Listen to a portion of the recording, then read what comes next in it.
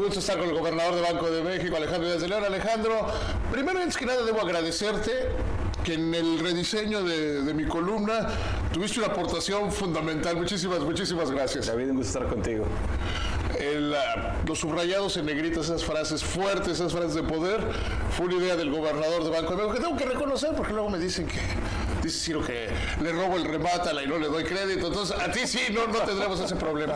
Muy bien. Alejandro, ¿cómo se ve la economía hoy? ¿Cómo estamos parados a una semana menos de una semana de la próxima reunión, de la próxima sesión de política monetaria? Sí, desde hace algo de tiempo la Junta de Gobierno ha considerado que es conveniente que dejemos una semana al menos de no hacer pronunciamientos públicos, todos los miembros de la Junta de Gobierno, respecto a elementos concretos que pueden ser o influir en la decisión de política monetaria. Esto implica elementos sobre crecimiento, inflación. Hoy tuvimos el dato de inflación de la primera quincena de marzo que publicó INEGI, o también sobre algunos de los elementos del entorno externo que pueden ser muy relevantes para la decisión de política monetaria. De hecho, esta semana tuvimos la decisión por parte de la Reserva Federal de política monetaria. Así que estaremos haciendo acopio de toda la información respecto a actividad económica.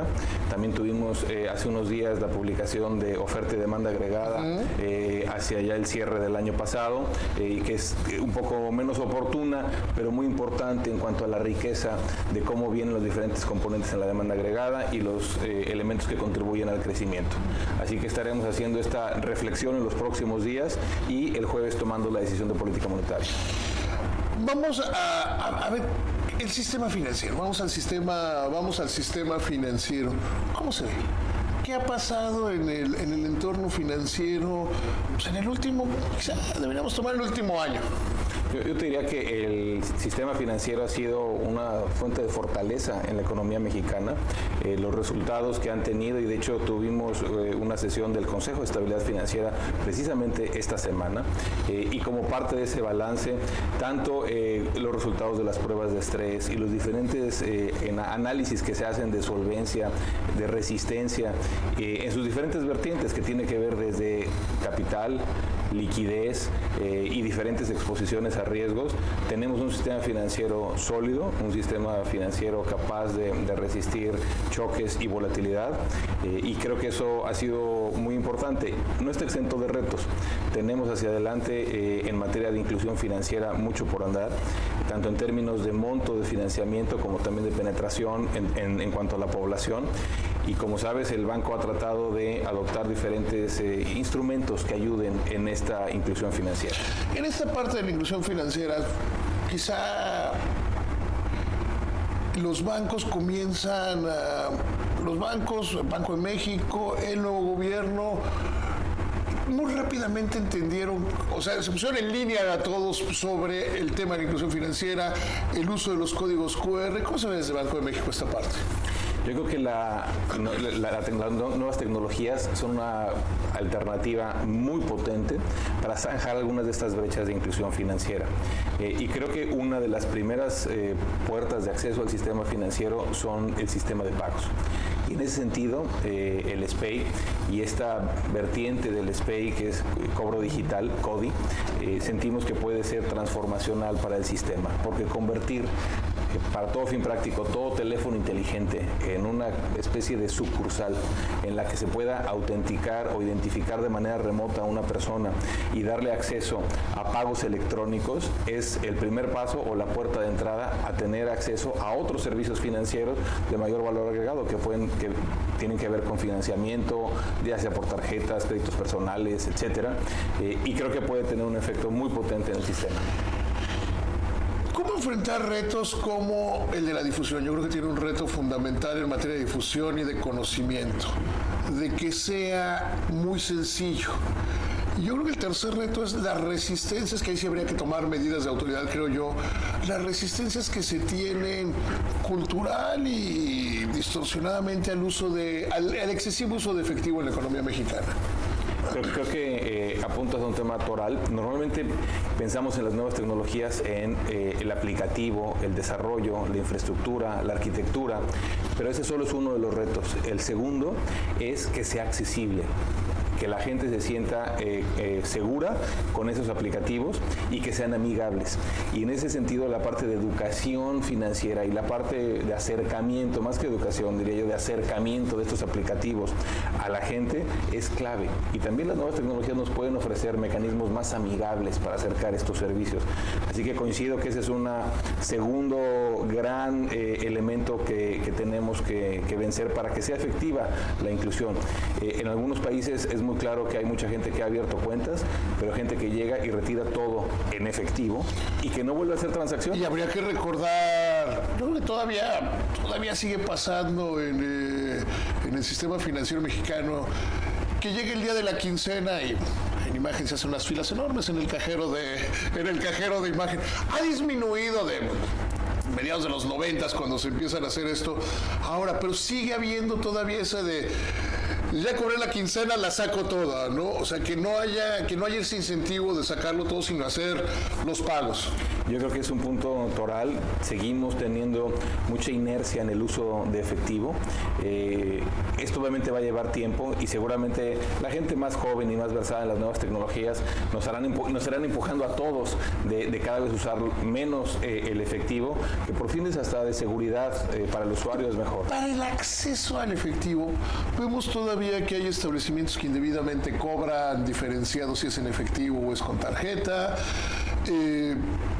He tomado en estos días como ejemplo, es prácticamente imposible en México pagar un estacionamiento, una máquina de estacionamiento con una tarjeta de débito, de crédito. No pensemos en un teléfono, además será muy sencillo, con un código QR, que están diseñadas para el efectivo. ¿Cómo impulsar toda esa parte? Tienes mucha razón y la verdad es que en muchos de estos aplicativos el que no se puede utilizar otro medio de pago que no sea el efectivo, pues precisamente nos lleva a que la gente pues no cambie el hábito y la costumbre, porque al final del día necesita tener cierta cantidad de efectivo, inclusive hasta cierta combinación de cambio para poder hacer algunas transacciones. Yo creo que aquí el coding y esta nueva plataforma va a ser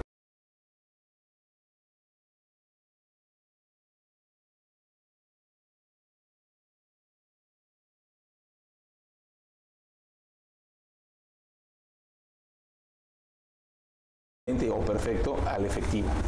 Y poco a poco, en la medida que vayamos viendo que es inclusive está más seguro, que corren menos riesgos nuestros recursos de estarlos cargando en la bolsa, iremos, yo espero, cambiando hábitos. La primera cosa que dicen las personas es, ¿y si me roban el teléfono? ¿No? ¿Cómo garantizar desde la autoridad que haya medidas de seguridad suficientes para que si te roban el teléfono sea menos grave, quitando la parte del teléfono, quitando la parte del móvil, que sea menos grave que perder la tarjeta?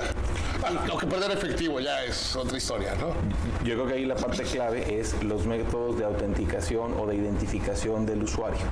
Y en eso, precisamente lo que estamos ahorita en un periodo de pruebas con algunas de las instituciones, es poniendo a prueba y a punto algunos de los elementos de seguridad y cuál es el tipo de autenticación que se hace para tener la certeza. Y eso también hay que decirlo, las instituciones bancarias ya lo hacen de manera cotidiana con las transferencias que hacemos todos a través del SPEI, ya sea con un token que puede ser digital, físico, remoto o de alguna otra manera que permite una certeza de que quien está del otro lado haciendo la transacción y mandando los recursos es quien debe ser. ¿Biométricos, esas cosas funcionarían? Sí, 100%. Y de hecho tenemos que ampliar la gama de posibilidades. Es increíble cómo en el paso de unos cuantos años, desde el reconocimiento facial, de iris y de huella digital, han sido cada vez tecnologías que han bajado en costo y que han facilitado el uso. Hablabas del Consejo de Estabilidad del Sistema Financiero. Cuando plantean su panorama de riesgos, básicamente es una desaceleración en la economía. Y hay quienes hicieron interpretaciones muy diversas sobre lo que decían de las calificadoras sobre Pemex, sobre el soberano y su posible impacto. ¿Qué es lo que qué es lo que realmente estaban diciendo?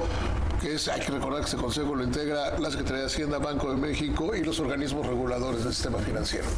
Yo creo que el ángulo que se destaca como un elemento de riesgo es que haya alguna noticia noticia o evento o revisión de calificación, ya sea asociado a Pemex o inclusive al soberano. Sabemos que tenemos y que ha habido acciones en esta materia de revisión a la baja en la calificación de Pemex y de cambio de perspectiva para la calificación del soberano de estable a negativo. Yo creo que es un tema que no es inédito. Ya en el 2016, hace no mucho, tuvimos una situación parecida donde hubo estas perspectivas negativas al soberano. Pero quizá hay más crisis, o sea, hay más histeria, digamos, ¿no? En 2016 se decía, sí, está la revisión a la baja del soberano por el crecimiento de la deuda como porcentaje del PIB. Hubo quienes hoy están en el lado contrario, diciendo que las calificadoras no sirven, no valen, no cuentan. Es tan malo el gobierno anterior que hasta las calificadoras reconocen. Pero hoy como que es exacerbada la opinión, ¿no? Yo creo que se ha combinado con una situación en la que, en el caso de Pemex, fue una revisión muy significativa a la calificación, y esto yo creo que ha hecho que sea más relevante, y por ello también se destacó en el Consejo de Estabilidad Financiera como un elemento que pues debemos de tener presente y tratar de mitigar. Hablan de utilizar las herramientas. ¿A qué se referían? O sea, de mantener la estabilidad económica, que ha sido, por otro lado, un ancla correcta para evitar mayores riesgos, porque las señales que se mandan desde la Secretaría de Hacienda y claramente ustedes desde el Banco de México es que la estabilidad es fundamental, ¿no? Y que eso no está siendo negociable. Es un punto muy importante. La estabilidad macro tiene varios pilares.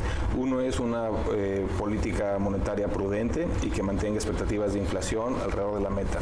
El segundo es una política fiscal también estable y que contribuya a un buen anclaje. Un sistema financiero sólido, robusto y con capacidad de hacer frente a choques, y un tipo de cambio flexible.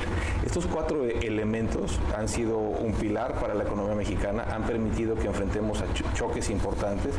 Comentaba yo que hemos tenido realmente una depresión de tipo de cambio real muy significativa. Sí. El ajuste en las cuentas externas ha sido muy considerable, tanto por la caída, inclusive pasamos de superávit en la balanza comercial petrolera a déficit, y un déficit muy significativo, y esto implicó para poder ajustarlo se requirió una depreciación importante del tipo de cambio real, y esto, para que se haga con orden y no como en otros episodios que hemos visto, requiere que la estabilidad macro en estas 4 dimensiones se mantenga.